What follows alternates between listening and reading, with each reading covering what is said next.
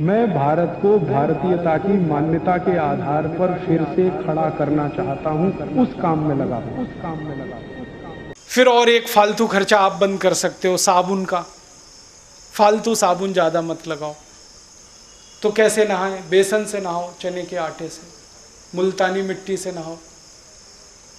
नहीं तो तौलिया भिगा लो पानी में, गीले तौलिया से शरीर रगड़ लो, पानी से नहा लो। नहीं तो दूध से नहा लो। हमारे देश में महाशिवरात्रि का त्योहार आता है, शंकर भगवान को दूध से ही नहलाते हैं। तो भक्त क्यों नहीं दूध से नहा सकते? जब भगवान नहा सकते तो भक्त नहा सकते। हम जब बुजुर्गों के पांव छूते हैं ना, तो वो आशीर्वाद देते हैं, दूधो नहाओ पूतों फलो। कभी किसी ने ऐसा आशीर्वाद दिया, लक्स लगाओ पूतों फलो?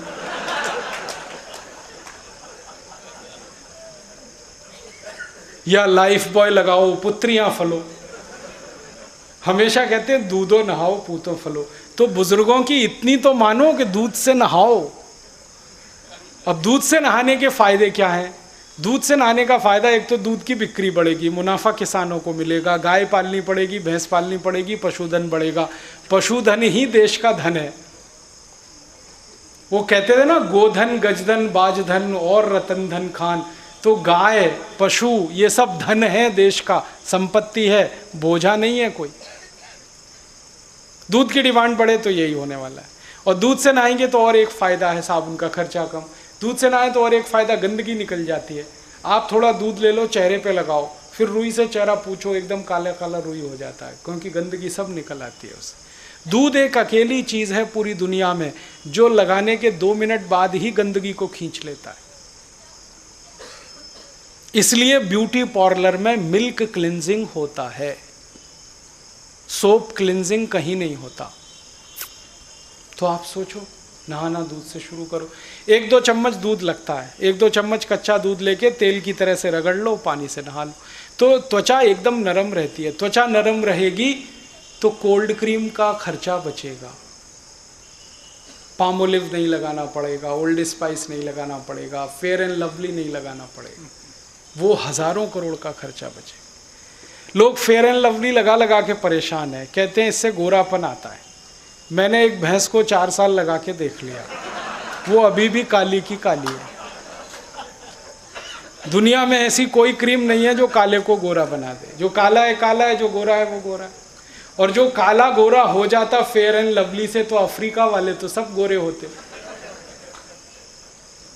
कोई क्रीम काले को गोरा नहीं बना सकते, ये तो मूर्ख बनाते हैं वो विज्ञापन। और हम कितना खर्चा करते हैं? 25 ग्राम फेयर एंड लवली 40 रुपए की है, 50 ग्राम 80 की, 100 ग्राम 160 की, 1 किलो 1600 रुपए की। अब 1600 रुपए किलो की क्रीम लगाते हैं, 400 रुपए किलो बादाम नहीं खाते। क्या मूर्खता है। बंद करो ये cream, powder, lipstick, nail polish सब बंद कर दो, फालतू का बहुत खर्चा बचेगा। फिर आप कहेंगे जी सुंदरता नहीं आएगी। सुंदरता गुण, कर्म और स्वभाव से आती है, क्रीम, पाउडर, लिपस्टिक से नहीं आती। जिसके गुण अच्छे हैं, कर्म अच्छे हैं, स्वभाव अच्छा है, वो सबसे ज्यादा सुंदर है। ये हमेशा याद रखो आप। और हम किसी को भी याद करते हैं ना, तो गुण, कर्म, स्वभाव पर याद करते हैं, सुंदरता से किसी को याद नहीं किया जाता इस देश में। हम झांसी रानी लक्ष्मीबाई को याद करते हैं इसलिए कि बहुत गोरी थी, या कित्तूर चन्नम्मा को इसलिए याद करते हैं कि बड़ी गोरी थी, सुंदर थी। नहीं, उसने काम ऐसा किया देश के लिए, इसलिए याद करते हैं। कर्म किया, गुण उसमें ऐसे थे, तो गुण याद रखे जाते हैं, कर्म याद रखा है। कभी कोई आदमी मरता है ना, तो ऐसे कोई याद नहीं करता, ओ मर गया, कितना गोरा था बेचारा, मर गया। कोई याद नहीं करता। हमेशा याद करते हैं, ओ कितना गुणी था, देशभक्त था, राष्ट्रभक्त था, धर्म प्रेमी था, मर गया, ऐसे याद करते। गुण याद होते हैं, कर्म याद होते हैं, स्वभाव याद होता है। सुंदरता याद नहीं रहती, क्योंकि सुंदरता क्षणिक है, नश्वर है, हमेशा नहीं रहती।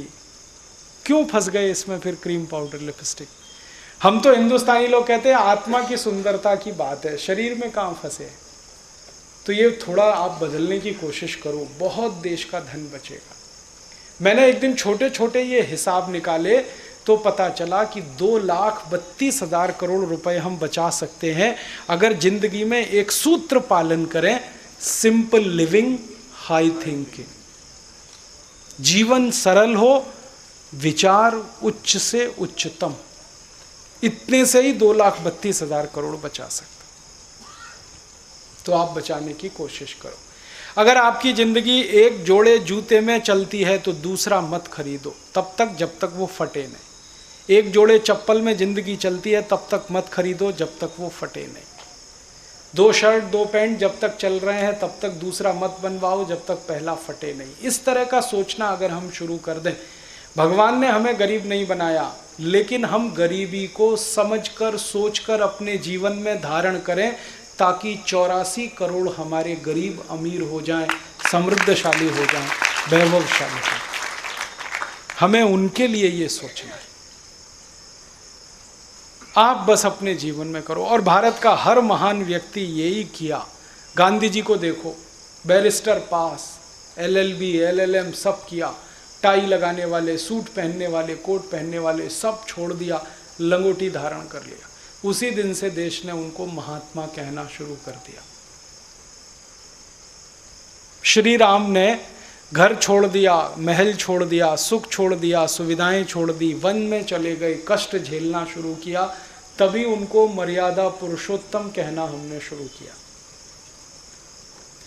महावीर ने जब अपना घर छोड़ा, परिवार छोड़ा, वैभव छोड़ा, संसार छोड़ा, तो हमने उसको तीर्थंकर कहना शुरू कर दिया, भगवान मान लिया।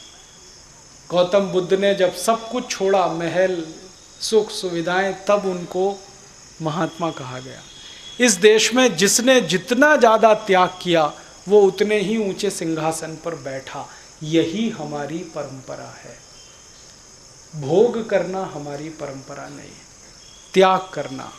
और त्याग करना तो देश के लिए, समाज के लिए, अपने भाई बांधवों के लिए। ये सोचकर अगर हम अपने जीवन को फिर से रीडिज़ाइन करें तो बहुत लाभ इस देश को होता है।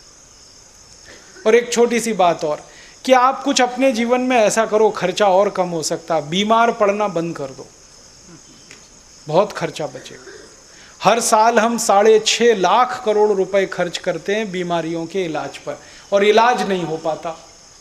कोई बीमारी ठीक नहीं हो रही, ना ब्लड प्रेशर ठीक हो रहा है, ना डायबिटीज़ ठीक हो रही है, ना हार्ट अटैक, ना कार्डियक अरेस्ट, ना ब्रेन हेमरेज, एक भी बीमारी ठीक नहीं हो रही। 6.5 लाख करोड़ खर्च कर रहे हैं हर साल। तो रास्ता क्या है? बीमार पड़ना बंद करो, तभी बीमारी ठीक होगी। बीमार पड़कर इलाज करें और पैसा खर्च करें, ये तो मूर्खता है। बीमारी ना पड़े तो क्या करें? थोड़ा योग कर लो, थोड़ा प्राणायाम कर लो। स्वामी रामदेव जी रोज़ सवेरे फोकट में सिखाते हैं 5 से 7:30 आस्था चैनल पे। कोई पैसा नहीं लगता, कोई फीस नहीं लगता। शुरू करो, चालू हो जाओ। थोड़ा भस्त्रिका कर लिया, थोड़ा कपालभाति कर लिया, थोड़ा अनुलोम विलोम कर लिया, थोड़ा उद्गीत कर लिया, थोड़ा प्रणव कर लिया। 6-7 प्राणायाम वो बताते हैं, वो आप ध्यान से कर लो। आधा पौना घंटे ही रोज कर लो तो आपका ब्लड प्रेशर, आपका डायबिटीज़, आपका आर्थराइटिस, ऐसी 20 नहीं 50 नहीं सैकड़ों बीमारियों से आप बचेंगे। और दूसरों को करवा दो। इसके लिए क्लास चलती है, योग कक्षाएं चलती हैं। यहाँ होशंगाबाद में भी होती होंगी, यहाँ भी योग शिक्षक हैं। उनके शरण में चले जाओ, उनको बुलाओ, वो सिखाएंगे, आप सीख लो उनके पास जाके। ये सब निःशुल्क है, इसमें कोई फीस नहीं लगती। ये सारे हमारे पदाधिकारी पहले योग शिक्षक हैं, बाद में पदाधिकारी हैं। ये सब कक्षाएं लेते हैं, सब सिखाते हैं प्राणायाम। हमारे यहाँ नियम ही है कि पदाधिकारी वही हो सकता है जो खुद सीखा हुआ हो और दूसरों को सिखाता हो। तो आप इनसे कभी भी सीख सकते हैं और खुद कर सकते हैं। महीने में कुछ स्पेशल क्लास भी ये लोग आपकी करा सकते हैं, 4 दिन 5 दिन महीने में। और सामान्य कक्षाएं तो रोज चल सकती हैं। तो योग प्राणायाम से आप स्वस्थ रहना सीख लो। दोस्तों, सबसे पहले तो चैनल सब्सक्राइब करें, फिर लाइक, कमेंट और शेयर करें। और हाँ, हमारा एंड्रॉयड ऐप डाउनलोड करना ना भूलें।